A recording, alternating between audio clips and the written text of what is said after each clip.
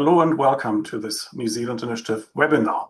My name is Oliver Hartwig. I'm the Executive Director here at the New Zealand Initiative. It's my great pleasure to welcome you all to the launch of our latest report, God Defend New Zealand. And this is a report about New Zealand's defense capability, but more than that, is actually about our readiness as a nation for technological change.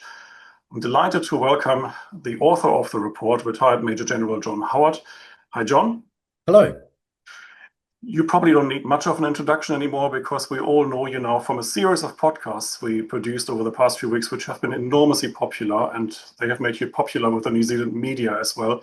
And you've had quite a bit of media on the report already. But for people who have not met you, you have a very long military history, a long career in the New Zealand military, but also overseas. You've served in the highest positions in NATO and the US. And we're absolutely delighted to have you on board, not just as the author of the report, but also as a new senior fellow here at the New Zealand Initiative. I'm also delighted to see Sir Rod Drury with us as a commentator on this particular report. Of course, Rod doesn't need an introduction either anymore as a New Zealander of the Year. And of course, the long-serving founder and CEO of Xero. So great to have you. We know your interest in technology, and we thought it would be great to have your perspective really on what John has to say. But I just explained the normal format of our webinars. For those of you new to these webinars, they're always the same. We hear, of course, from the author first. John will summarize his report, which you can all find on the New Zealand Initiative's website, of course, for download. John will talk for about 10 minutes. We'll then hear from Rod, and afterwards we'll open it to Q&A. And just so you know, you can all ask your questions via Slido. It's slido.com, and I will then tend to read the most popular questions. You can also vote on questions, of course, that other people have asked. I will share the link to Slido and the Slido code in the chat notes here on Zoom. But for now, let me just hand over to John. Congratulations on your first report for the New Zealand Initiative, and now we look forward to hearing from you what it's all about. Thank you, Oliver, and it is my pleasure to be here today and to be joined by to Rod. Good to see everyone and to all the listeners out there. I'd like to give a little overview to start with as to why I felt it was timely to write this report, and then to delve directly into where I see the opportunities, and then, of course, what that might mean for our nation going forward. And I'm hoping that this will give others the opportunity to ask some deep questions. So the first thing I'm going to say is there's nothing new under the sun. One of my first instructors told me, you want a good idea, read an old book. So I went back and reviewed comments made by previous old soldiers, and I stumbled very quickly, for those that haven't read it, about the 1938 Colonels' Revolt, where four colonels pre-World War II were very clear about the lack of preparedness, the lack of capability, and a pending conflict that New Zealand at the time was not prepared for.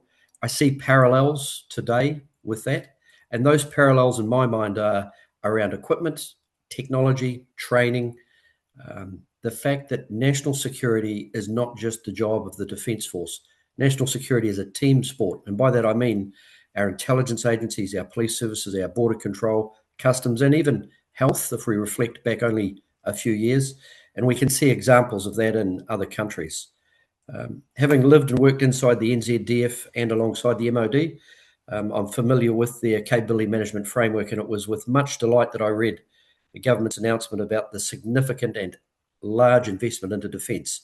What worries me is the investment is landing in the same way that traditionally defence lands its acquisition. And by that I mean it is linear, it is slow to react, and it delivers capability often through a very bureaucratic process and after the need has been well declared. And we're not alone. Our allies and partners have this problem. As a good example, I served in East Timor a long time ago, 1999. Our lessons from East Timor were very clear. The then General Maury Dodson declared that we would modernise, and the 5 hard capabilities that came were the LAVs, new combat net radios, new operational light vehicles, and area and weapon systems that gave us lethality and range and precision that we didn't previously have. Of course, we've used, consumed, deployed those capabilities in the 20 years since, but now we're in the information age. We're no longer an industrial-aged military. We're in a domain where data, and I won't use the term that I used earlier this morning, I think data is not the oil of crisis, it's the electricity of transformation. If we can process, exploit, disseminate data at the speed of relevance, then our warfighters will be better prepared. And I'm going to use the term warfighters, and by that I mean soldiers, sailors, airmen, and also the enablers behind that front echelon of combat troops, to include our intelligence agencies. So my goal in writing this was to raise my concerns around a very industrial-aged acquisition framework that's been given a significant opportunity, one from which we should move forward at the speed of relevance. And when we choose to move at the speed of relevance, we must embrace what we have close to home. So one of the things I'd really like to see national security discussion on is sovereign space capability and a pathway to it. How we would use current technologies, and we've made an investment into drones. And drones, it's not a word that I'd like to use. Uncrewed or remotely controlled systems, surface, subsurface, and air. We gone are the days of trialing these things. We in the NZDF we started trialing these when I was a lieutenant colonel, so that was a long time ago. To say that we're still going to trial something that is combat proven on many battlefields shows me that the mindset around defining the capability problem and then looking at the acquisition remains hidebound in I'll use Clausewitz's words, friction is imposed upon that decision cycle. So we need to remove friction from our acquisition model. We need to move out at speed. And we need to be able to put into the hands in months, not years, good capability. And what I see missing at the moment from the DCP plan is where's the money for the individual training and the collective training? It's well and good to give a new vehicle or a new platform or a drone to a combat operator, but he or she must be able to use it with lethality and precision. So that means repetitive training in all sorts of terrain, all sorts of weather, by day, by night. Then that training must be brought together for collective effect. So we call that joint operations. We still don't have a declaration from the Chief of the Defence Force as to what does our joint operating model look like. It's a little bit saying I want to buy a car, but I don't know where I'm going to drive it and what I'm going to do with it. Now, that's quite a simplistic approach, but we could be more deliberate and more forward-looking with our declaration of our joint warfighting model. And of course, there are other technologies that are available inside New Zealand, all of which, and I'm sure that Sir Rod will talk about this as well, bring economic benefit to the nation and protect our national interest at the same time. We are a small nation, a really small nation, and we are not able to pull apart the elements of national power or ignore them in a manner that we once did. Understanding national security challenges, such as what comes out of the Straits of Hormuz, through our intelligence network. And I've got to be honest, I'd say I could get 80% of what I need through open source intelligence. 5 years ago, I couldn't say that. Now I can. The technology has changed. So we should be thinking really radically different about the technology. And the last one that I'll throw out there is about the people. So recruiting people that look like me 40 years ago was okay for the infantry. The combat operators of tomorrow need, above all else, diversity of analytical thought. Then they need to meet the operational requirements. And they're not going to look like I did 40 years ago. We're going to have to think differently about our workforce. We still don't have a national security workforce that is transferable. I think that would empower us going forward a great deal. Now, I know members that are watching will have read the paper, had a good look through it. I think one of the key recommendations at the start to energize this would be an independent review. That's my first recommendation. And in the paper, I've been very clear that review should be driven on a tight timeline. 30 days, 30 days, 30 days. Get it together, review, and report inside 90 days. The accountability of change is a leadership function. And that timeline pressure will challenge a good deal of our bureaucrats that sit inside the acquisition model and other government departments. So, and as we know from our management training, culture eats strategy for breakfast. So somehow we're going to have a discussion about what is our national security culture. And I know you and I have talked about it in passing, so I'm thinking my next attempt at some sort of research note might be a more broader discussion of national security, national intelligence, and the benefits of it. I'm going to pause for now, noting the timeline. Thank you, John. And good to discuss your next research note already. Much appreciated. I think you really hit the ground running here with the initiative, and it's great to have you on board. Thanks again. Congratulations on your paper. Let me now hand over to Sir Rod. Your comments on John's paper. Where do you see New Zealand's defence technology, and where do you see it standing in the information age? Well, thanks very much for having me, and thank you, John, for your ongoing effort to raise these sort of issues.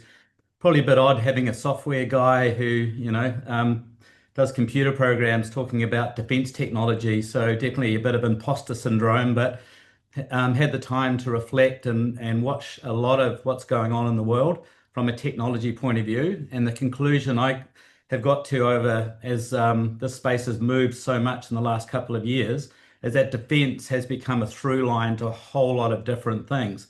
And it's very clear there's no economic security without a national security. And what's super interesting is this conversation's been building over the last few years, but the latest war in Iran is making it real for all New Zealanders. I think Judith did an amazing job of educating New Zealanders what was happening on. We saw the Chinese warships come through, but now we're seeing a war which is quite different than what we're used to in New Zealand. Normally it's a couple of big countries a long way away firing missiles at each other. A strategy of this war is to create economic impact and pressure right throughout the world. And that has an impact on a country like New Zealand, which is struggling, where our people can't afford another $50 a month, $50 a week on petrol. And they certainly, if fertilizer's not coming through and there's the cost of food goes up in 6 to 9 months, that's going to cause us a whole lot of stress. So there's never been more awareness in New Zealand that we're not just this benign little safe place. We're actually now part of this rapid geopolitical change. And what I'm seeing is defense technology is becoming almost everything. It's a through line through things. So it's about AI, it's about energy sovereignty, it's obviously about cyber and all those sort of capabilities. So what we've seen, I think Judith again did a great job of educating New Zealand that we needed to get to this 2% of GDP. But in Europe, that's being pushed to 5%. And what's happening is that amount of extra spend is becoming economic stimulation in each of the markets. But it's very different. If you're a large country with a solid industrial base, you'll spend 95% of that spend in country. So you're absolutely stimulating new jobs and growth opportunities. If you're a little country like New Zealand, you'll spend 95% offshore going back to those countries. So that increase in spend is much more direct and a much bigger cost for a little place like New Zealand than it would be in somewhere like Europe where you are, or the States, where you are, creating lots of economic opportunity around that spend.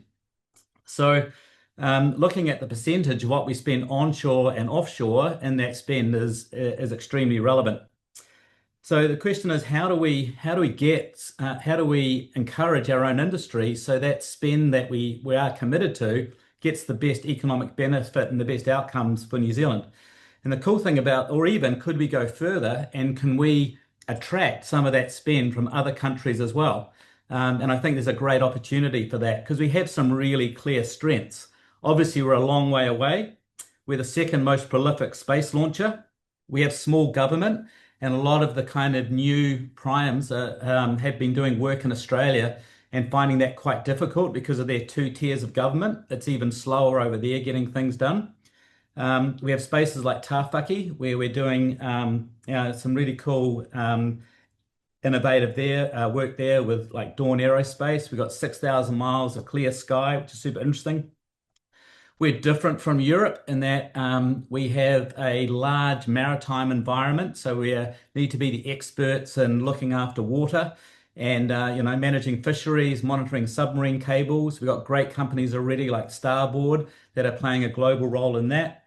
We also, I think, with the Pacific being challenged a little bit with China, our New Zealand Indigenous values can play a real role in taking leadership through the Pacific in such a way that's probably more difficult for the Australians to do that And with the Americans very spread out across the world at the moment, they're very aware of what's happening in this part of the world. And there's an opportunity for us to step up and possibly attract some further funding to take a greater role in this South Pacific space.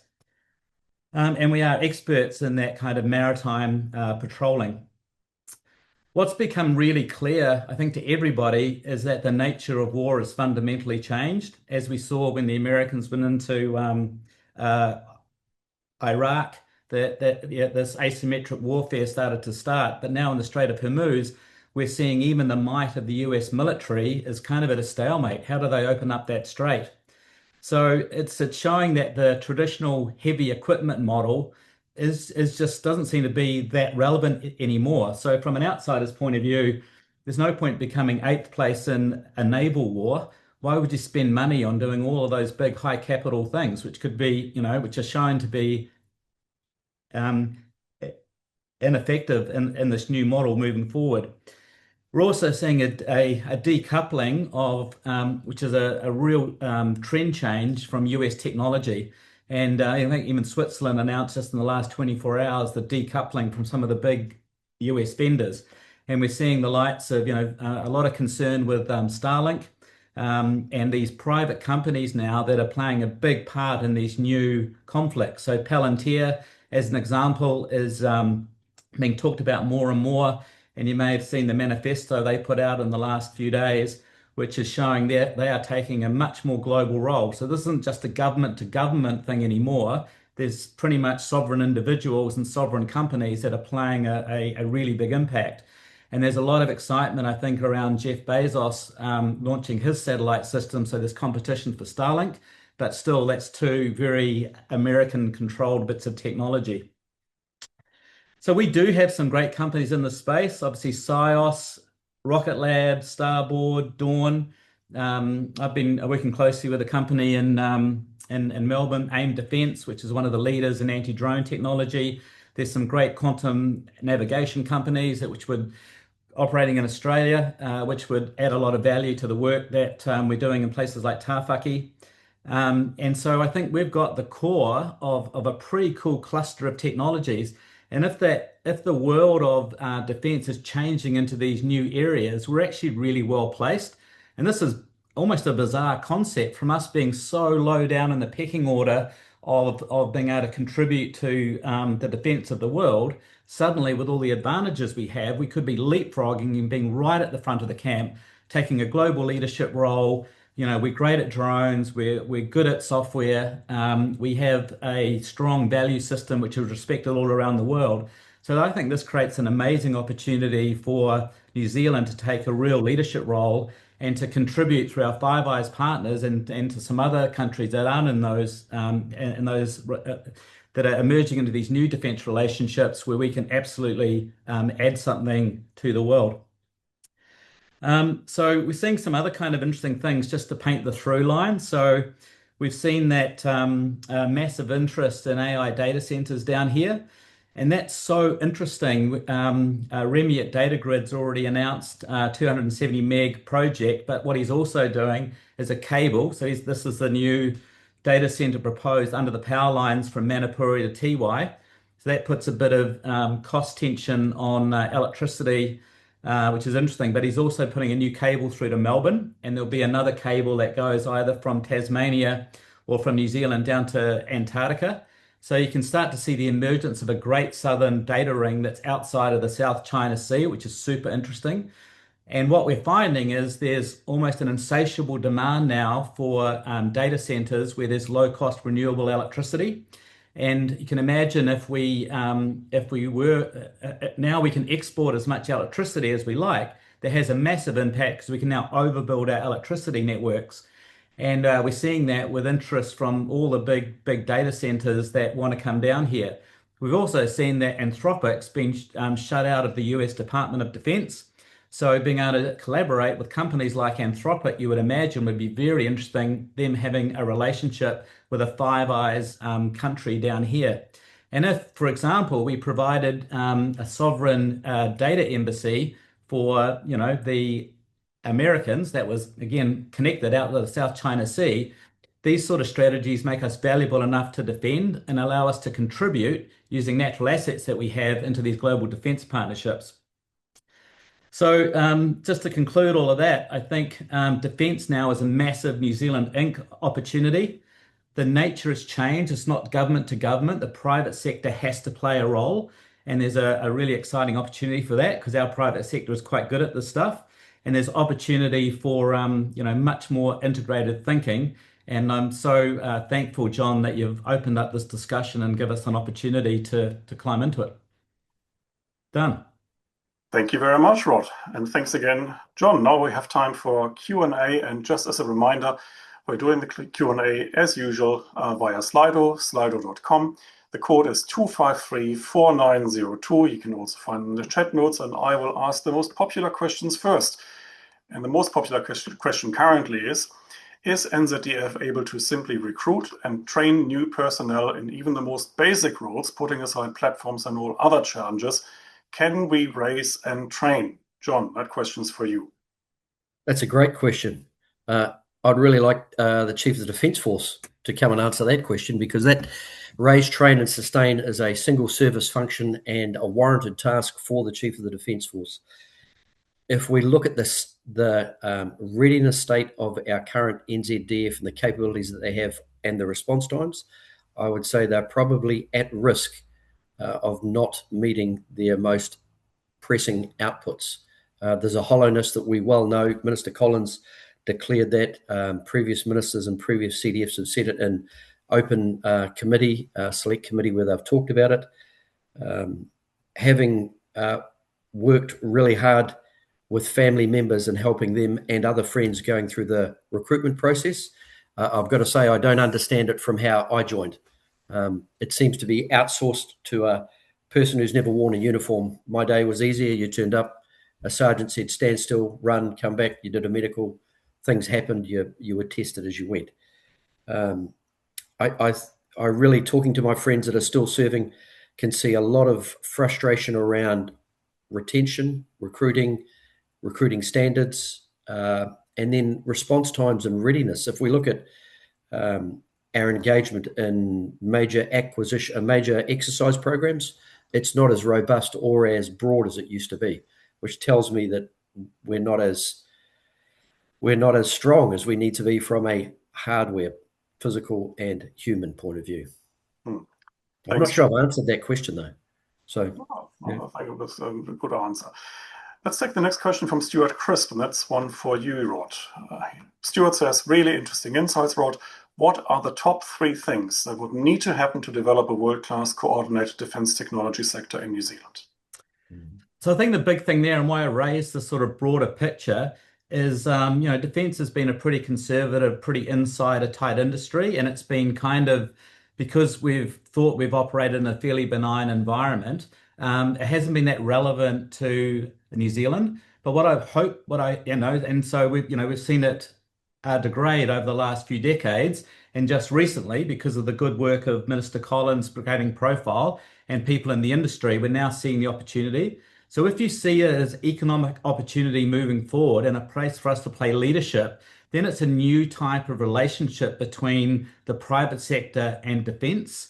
So I think the great opportunity is to get people, once you start making that leap, is to get some of the best New Zealanders in the room. That we have Rocket Lab as the second most prolific person of putting up satellites.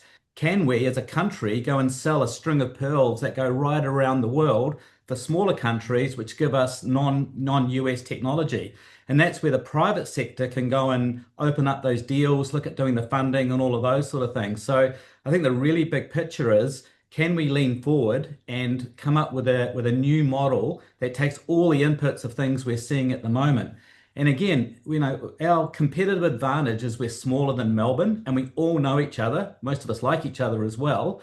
This is the opportunity for us to use our small size. And the only good, if you've got a competitive advantage, you have to use it. Okay.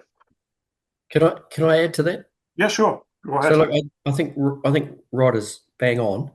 The way that I describe the defence acquisition system, it's a little bit like walking down Lambton Quay and finding someone having a heart attack. You have to apply CPR to get the heart attack victim stable and moving. The defence acquisition system needs culture, policy, risk. With the right culture, which is what Rod's talking about, and the right policy settings and the right approach to risk, the acquisition system should encourage what Rod's talking about. We should be not an incubator, we should be a place that we draw money and technology and bright minds to, and then we should flourish as a defence acquisition system. And that system, the culture piece of it, it just needs an inject of people who are not built like me. They need to be beyond the operational experience base. They need to be deep industry and technology leaders who can come in and challenge the status quo. We need some people in there to say, why would it take us so long to deliver a certain platform? I'm sure, if Rod, in your world, if a contract signed and it's not delivered, then there would be an accountability process. Some of these things are not driven at the speed of relevance. Right, let's take the next question. And I wonder whether you even agree with the premise of the question, John. Someone asks, if World War III happens, we will need to get around 5,000 new people in uniform fast. Is there a plan to rapidly grow the New Zealand Defence Force? First of all, do you agree with the characterization of World War III, and do you agree with the numbers? No and no. So where do we find ourselves today? Given what I'm going to call, and you're the economist, Oliver, so you can check me on this, but I think we've got a 12 to 18 month economic impact on the results of conflict in the Middle East today. Is that World War III? Well, it's not in the shape of World War II on a humanity scale, but it's a sort of disruption that we haven't seen in decades. So there is something happening in this world in which we live in that requires us to think differently about national security. 5,000 extra troops. Well, we don't have 5,000 extra rifles. So at the moment, we haven't got enough rifles to equip the entire defence force to do what we need to do. That's a very tactical issue. Operations in the Middle East and operations in Ukraine are being fought in the land domain and in the information domain. We need bright, capable people who can live, thrive, and win in those domains. So we may not need 5,000 infantrymen.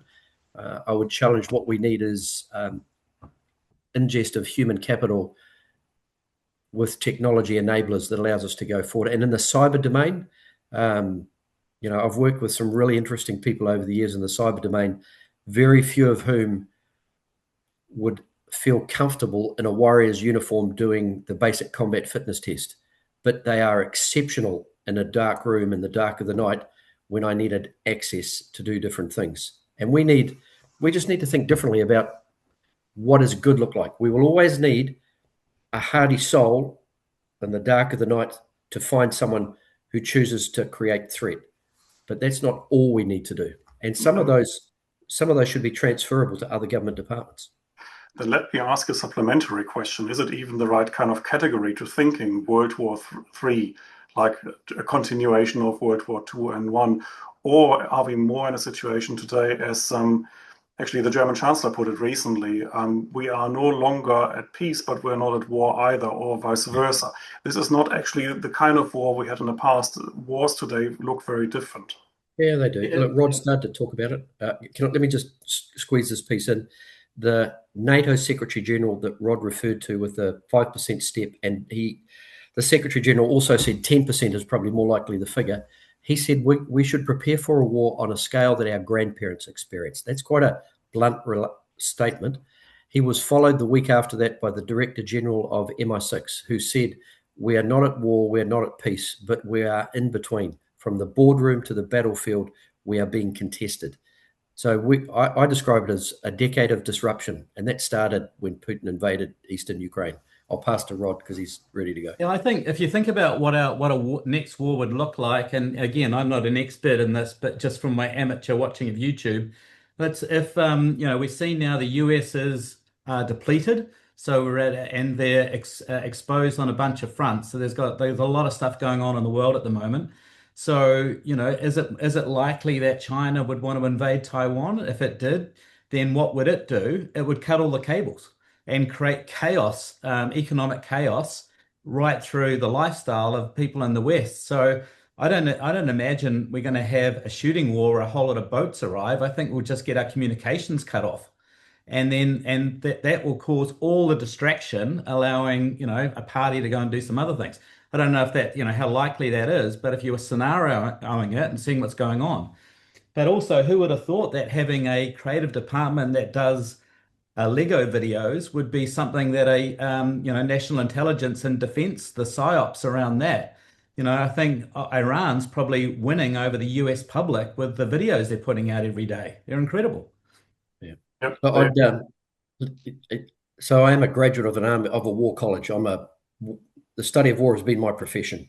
All elements of national power at play when you plan and conduct a war. The concept of war for our grandparents and great-grandparents, the catastrophic nature, is different than what we see today. The operations that are ongoing today in the information domain, grey zone operations from the Russian Federation, from the PLA, pick a state actor and pick a non-state actor, these things are at play around us all the time. The harsh realities of an amphibious task force landing, we may see a naval blockade of the Taiwan Straits onto the island of Taiwan. We may see something like that in the Straits of Malacca or somewhere else. The US, in my experience, having lived there for over 10 years, has lots of capacity, and a lot of it is just until you've actually stood on a Nimitz-class carrier and been underway and seen another Nimitz-class carrier not too far off astern, you can see the weight. What they're doing at the moment, of course, is they're applying pressure and they're using hard power. The world will only become more complex. And I think for us, the challenge is, let's talk about what the challenges will be. How do we structure what we need to respond? And for a small nation like ours, as Rod has said, the size of the city of Melbourne or a bit smaller, we should be fusing data in one location, not 1,000 locations, individual government departments. We should be making use of technology. And it doesn't hurt to think differently. That is a Kiwi thing in my mind. Back to you. Sorry, Oliver. Oh, okay. Let's take the next question from our friend and member, Lewis Mills from Microsoft. New Zealand's approach has been fielding a full army, full navy, full air force, but we struggle to staff and sustain the exquisite platforms. What capability should we actually focus on? I can do a quick one on that. I think we've got to make it sexy for people to go and be involved with this stuff. And if you look at what Anduril's doing, at the moment we're talking about drones. The next thing is swarming drones with AI and intelligence in the system across a whole lot of autonomous platforms. So that's pretty cool engineering stuff to create jobs and attract people in. And we're starting to see that with our Space Force and, some really interesting work that's going on in that. But if you can sort of listen, it's very easy to find out, what the next generation of war is expected to be. So again, it's skating to where the puck's going to be. Those are jobs and people want to get trained in that sort of stuff.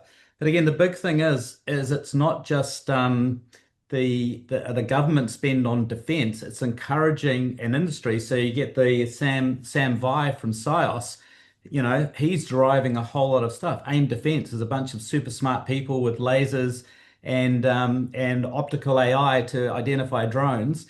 Like the private sector can invest and is investing in doing these things. So it's not just the Defense Department spend, it's creating the environment, the platform, the vision and the strategy, which unlocks massive investment. And if Sam does another investment round, that won't be just from New Zealand. It's much more likely 90% of that's going to come from overseas, creating a whole lot of jobs in Tauranga. Yeah, but I'd probably drive a little bit differently on that answer. What I'd say firstly is 2% is an arbitrary figure that no one's actually analysed what is the cost that we need, and it doesn't include the cost of our veterans and their families. We don't pay, let me be blunt, we do not incentivise young New Zealanders to die in the nation's interest. So it's really hard some schools will not allow defence recruiters into their schools. There's a deep-seated personal view, a deep-seated personal resentment to why would you go into defence? You don't have a brain, go to MFAT. I've had that said to me on a number of occasions. So I served for 40 years. The incentive to serve for 40 years are the men and women that I served with and the missions that I went on. I did not make money. And now that I'm retired from the Defence Force, I have to make money to live.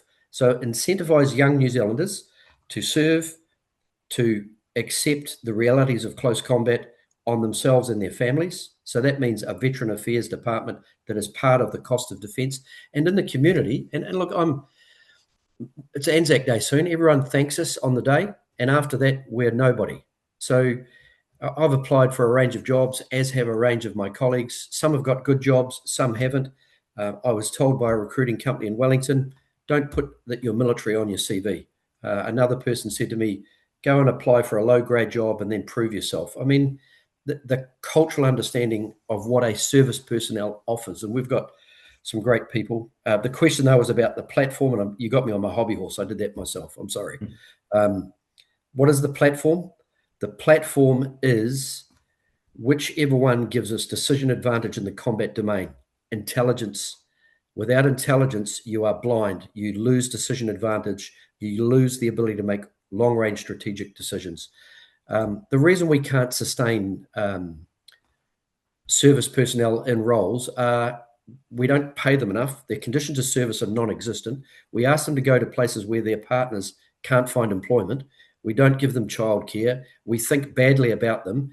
And let's be honest, at some stage, we all turn around and go, why would I put up with that?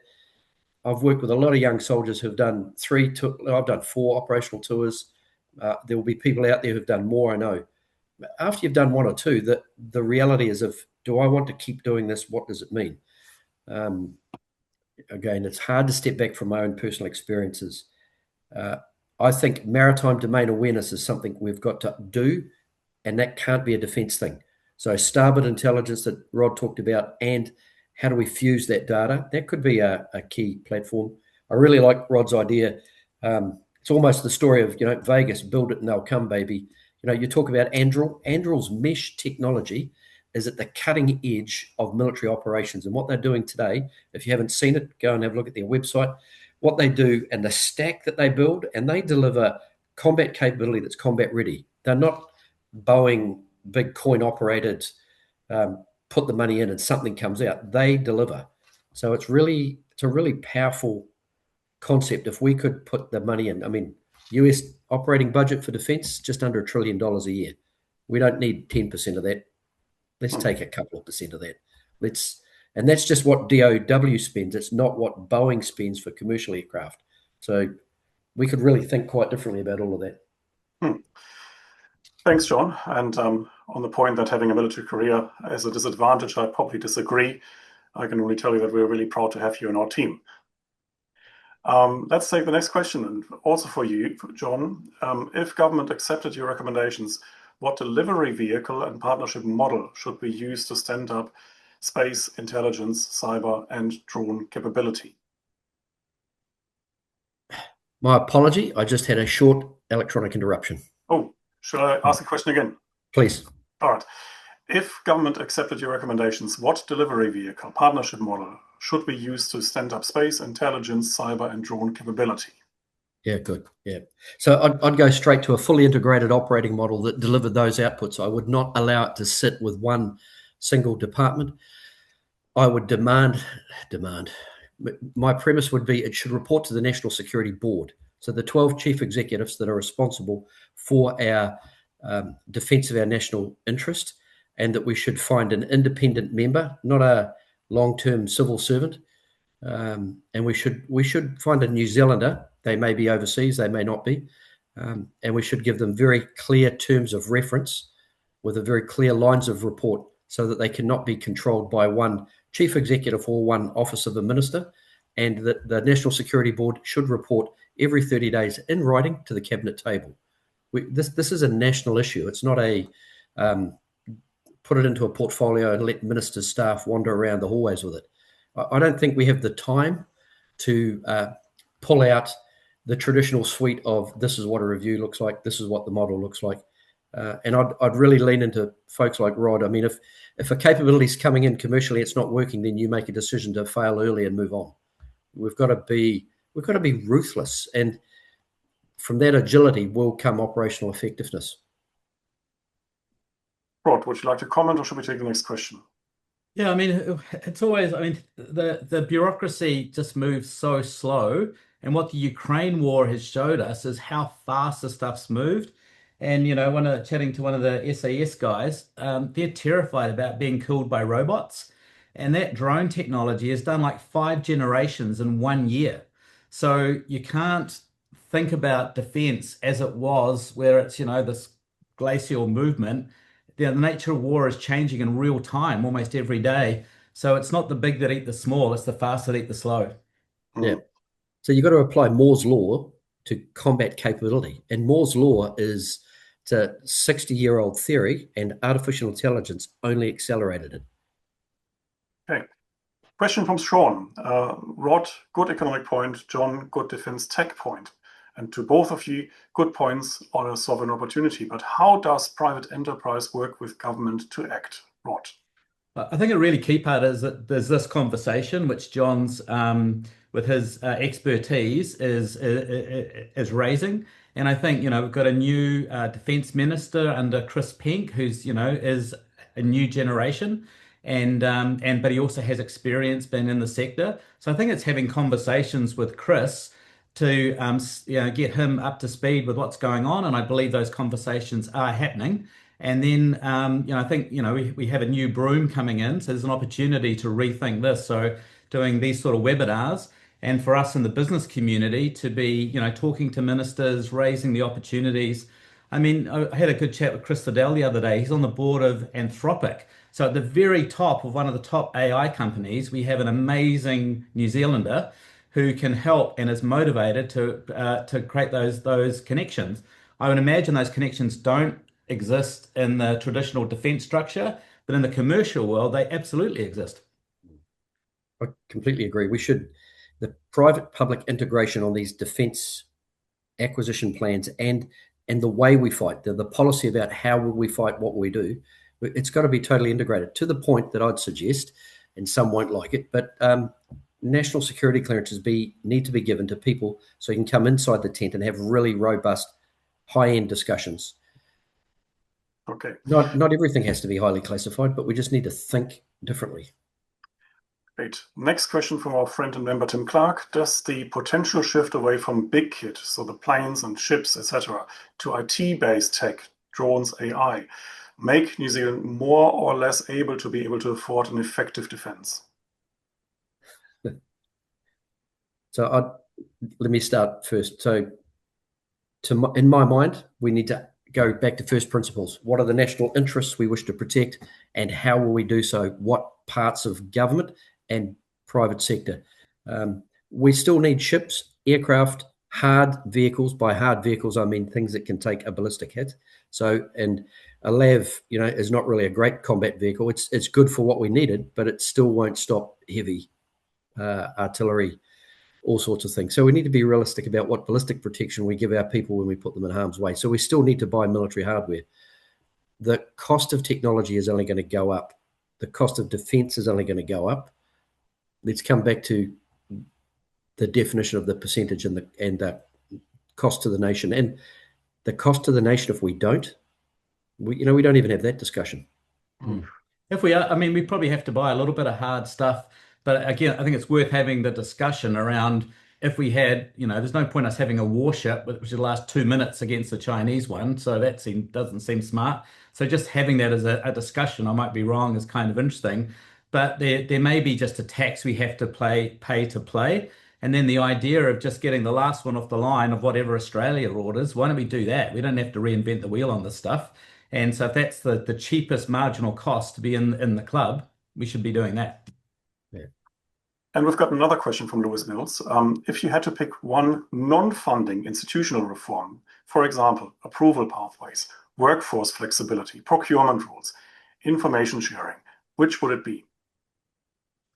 Well, one of the things that we found, this is in general for New Zealand. So the Australians are big brother over there, right? So they've had compulsory savings for a long time, and we've watched the impact of them being quite targeted around how they use those savings.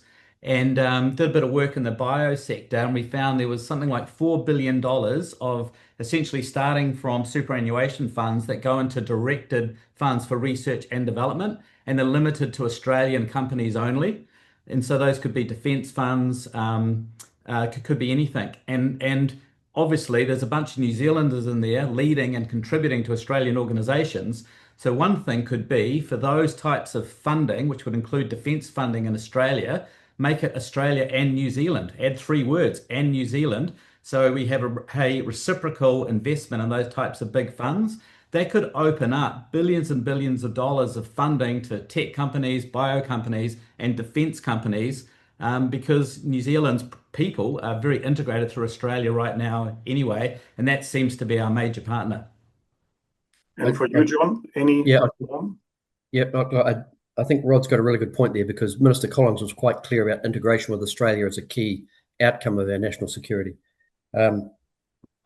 As a senior officer, I'll try and answer the question a little bit broader than what's the one thing. If I could change one statute, the New Zealand Defence Act is archaic when it comes to the planning and prosecution of defence operations. Change the statute, empower the Chief of the Defence Force to be able to prosecute operations in the information age. Remove policy and go to intent-based policy that is subordinate inside those departments that support national security outcomes. So instead of having a policy that's a mile deep on this is how we do things and don't do things, choose the right chief executives, empower them to lead using what we call mission command, i.e. deliver the change, hold them accountable, and give them clear intent, and not use policy as ballistic protection to the reason, what was that old British comedy program? Computer says no. I mean, we need to change that deep state culture of policy, which doesn't allow us to move at the speed of relevance. Okay. We've got a question from our friend and honorary member, Peter Shirtcliffe. Is there a place for the formation of a new form of reservist corps, probably a non-force specific one? Yeah, completely. We've been saying that for years. I think our reserve forces are woefully under-resourced, underemployed, and misunderstood. We still have this our reserve force would be recognisable to my great-grandfather. It's the army that he went to the Western Front with. So we've got bright young people. Look how many young Kiwis there are. You're telling me from the city of Auckland we can't field 1,000 young Kiwis that want to go to Papakura or go to Arch Hill or go on a warship, or there's got to be a better way than that. And in the technology domain, we should be lining up outside tech institutes and universities and checking, hey, are you a Kiwi? Come over here. We've got something we want to do, and we will incentivize you. We'll pay half your student loan. We'll do something. Why would we not? It's fantastic to see Peter still involved. Thanks for everything you've done, Peter, for New Zealand. Another way of thinking about this is not just for the traditional a reservist style model of young people on standby. What about all the chief security officers of all the banks? So if we think about the new type of war that's coming through, those we've got some very smart and very exercised people dealing with all sorts of cyber threats, and maybe there's an ability to have them part of this kind of security panel where they're probably going to be the best to advise us on how we defend against some of these new issues coming forward, and they kind of have to do it as part of their day job anyway. Yeah. So that makes it a whole of nation outcome, which is what I was talking about previously. Next question is to me, but I refuse to take it. I think I'll pass it on to both of you. Because the question is, what should Cabinet focus the first $1 or $2 billion of defense investment on? And how do we keep it in New Zealand companies, not foreign offices in Wellington? I'm not the expert here. I'll pass it on to you, John. So as I understood it, the first contract signed were for a Boeing replacement and a maritime helicopter replacement. I'm wondering the combat capabilities that are delivered by those compared to other things. As an old soldier, I would put every dollar I had to anything that sharpened the knife. If you're not sharpening the edge of the knife, then it's not combat. By that I mean training and equipment that is immediately integratable into an ANZAC task force, by sea, by air, by land, whatever shape that needs to be. We can't be arguing about a battle group here and a ship here and an aircraft here. Joint operations, joint effects, put the dollar at the cutting edge, and from that allow people to learn, because they've got to be training. If they're not training, they will not be ready for their deployment. Great. Next question from Edward Lyons. Do you see submarines and amphibious attack characteristic as desirable for the New Zealand Defence Force? Is that what we need? Or maybe I can rephrase slightly differently. Is that something where we could cooperate better with the Australians? I think it's unlikely we'd be able to afford a submarine, but why wouldn't we be the best in the world at autonomous sea drones that operate in a high sea state environment? You know, combined with starboard as the eyes across the sky, we need to manage fisheries and manage submarine cables. So I think, you know, one of the first things you'd invest in is high-tech manufacturing. So how do we, you know, equip a bunch of young people to be designing the next generation and put out some challenges out there? How do you stick a very low cost boat that can float around the Pacific and so cheap that we can get our Pacific partners to manufacture their own boats through the Pacific? And we have a network with satellite network on top controlling it all. There's some, you know, you could get much more directed in what actually suits New Zealand, but I think it comes down to high-tech manufacturing. Of course, there'd be all the strategy and the you know, the deep thinking, the critical thinking that's required if you're a military expert. But I think alongside that is this high-tech manufacturing capability, and then, you know, swarm AI seems to be the next thing that happens after that. Yeah, look, I completely agree with Rod. Technology is the answer. Submarines are horrifically expensive. They also bring a lot of interest from state actors and a whole lot of other people that we probably don't want. And we're small. We're never going to compete in that domain. But why would we not have our own sovereign satellite capability? Maritime domain awareness for this country is something we're woefully underbaked in. And if the example of starboard is real easy, starboard with our own sovereign satellites, with our own surface, subsurface capabilities that are remotely controlled. And it's not necessarily a defence thing. This can go into the National Maritime Centre. It can go into any number of departments, classified and unclassified. And I think Rod's absolutely right. That should extend to our friends in the Southwest Pacific. I mean, by, with, and through our mates in the Pacific is how we will be stronger. Of course, we have our own people on submarines, except in Australia, and our new defense minister is one of them. Yes, correct. Yep. So next question then, how does government partner with defense industry to reduce risk? Industry has to scale for business to make credible headway, and that raises financial pressure and risk. So how does government do that? It's all about procurement. Grants are much less powerful than revenue, and I'm channeling Sam Vai from SIOS here. So he's selling stuff in the UK, and my understanding he sold very little here. And the first question he gets asked, are you being used in your own country? So procurement reform, being brave about that, throwing a bit of a bone to some of these companies and getting them to do some projects and having a portfolio of them. To me, that's that relatively small amount of money that should be spent, but this is all about procurement. And again, that's not just defense. We're shitty at procurement right across all government departments, and we put so much cost onto entrepreneurs to get in and do these, and that's exactly what's happening in defense at the moment as well. Yeah, I can't add to that. You're big on. Okay, next question then from James Cohn. Security of private computers owned by terrorists or ordinary citizens. How does it relate to defense as you see it? So private technological equipment, what is the relationship to our broader defense challenges? I'm not sure where to go with that one, because I would have gone straight to a GCSB answer and a sovereign. So can you read the question again? Well, the question seems to be that, I mean, we all have multiple electronic devices with us all the time. Yep. I guess the question is, are we sufficiently aware of our own exposure to international risks?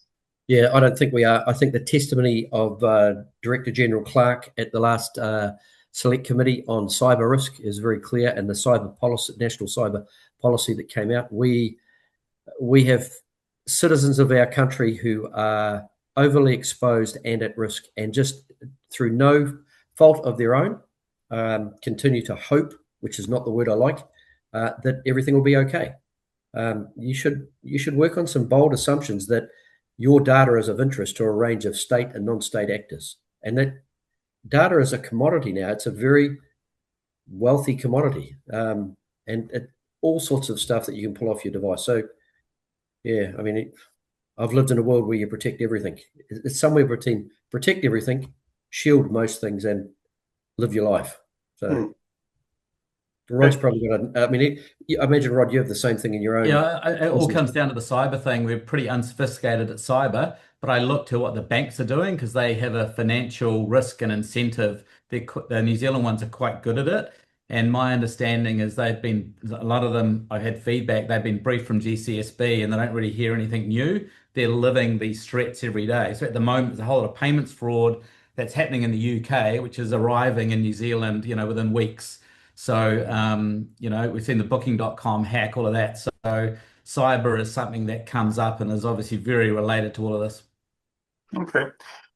Next question then is, if defense is no longer dominating the news the way that Ukraine and Iran do today, will New Zealand actually follow through on its investment and the plans behind it? So actually the premise of the question is that things will get better at some stage and we'll forget about the need to spend on defense. I'm not sure whether, John, from our conversations before, you would share that premise. No, I wouldn't. And look, I'd be willing to place a small wager and buy a beer next Anzac Day for the person who thinks things got better over the last 12 months. We're in a decade of disruption, which includes denial, disinformation, and destruction. Defence not being at the forefront of news, let's remove the word defence. National security concerns are only going to be front of view for everybody for at least 12 to 18 months, and I'd suggest longer. The Trump administration is heading towards its midterms. It's still got really 2.5 years full term to run. Tension in the Middle East is not going to slow down. Putin is still at large. Xi has his clock ticking on what's happening with his decision equation on Taiwan. Kim Jong-un has declared subsurface capability with ICBMs being launched into the South China Sea. I'm going to pause before I get into violent extremism and radicalized individuals. The world is getting more complex. So the challenge is, will the NZDF get to spend the 12 billion, 9 billion new? Well, that's this administration, the next administration, and the one after. The challenge for us at the national level is bring it across the floor, make it bipartisan, and drive the deeper discussion that Rod and I have talked about today is, what does good look like, not just for acquisition, but for technology and the defence sector in our nation? Okay. Next one then. Do we have an aversion to invent it here in defence procurement, and how relevant is interoperability and coordination with Australia, including in space? I can pick up that. We have a massive issue across all of New Zealand on local procurement, and it's a pretty human thing. If you got flashy vendors from overseas flying you off to do conferences and stuff, that seems like quite a lot of fun.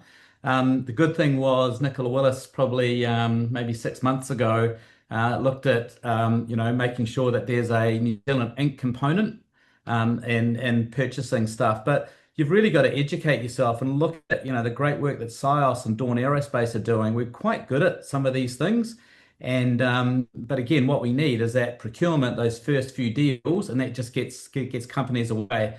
But one of the issues about being in a small little country like New Zealand compared to say Boston, and Boston, if you want to drive and if you want to get 5 million customers, you drive for an hour. If you want to get 6 million, you drive for an hour and 10 minutes. Whereas when you want to get to that next stage in New Zealand, you have to have go overseas for a couple of weeks. You've got to have the capital and the governance, therefore, to go and do that. It's really hard to grow export businesses. So little businesses that show a bit of potential, supporting them through procurement is the best thing we can do. Hey, we might have time for just one final short question with a request for short answers as well. And the question is, what is the most important thing New Zealand needs to get right over the next 12 months? John?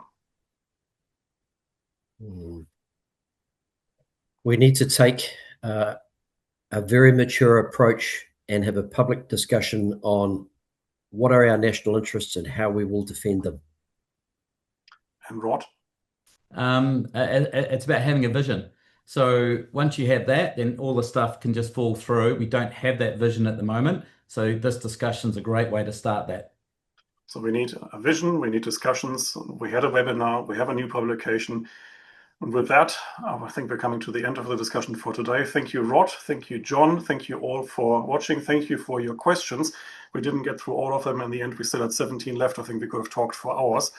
But to continue the discussion and to inform ourselves, please download John's paper. It's on our website at nzinitiative.org.nz. It's called God Defend New Zealand. It's easy to find. It's on the front page. And we look forward to seeing you at our next webinar. And John and I, we're going to record another podcast tomorrow, so you will be able to listen to us on that one shortly again too. But for now, thank you very much, Rod. Thanks, John. Thank you all for watching, and we are adjourned. Bye-bye.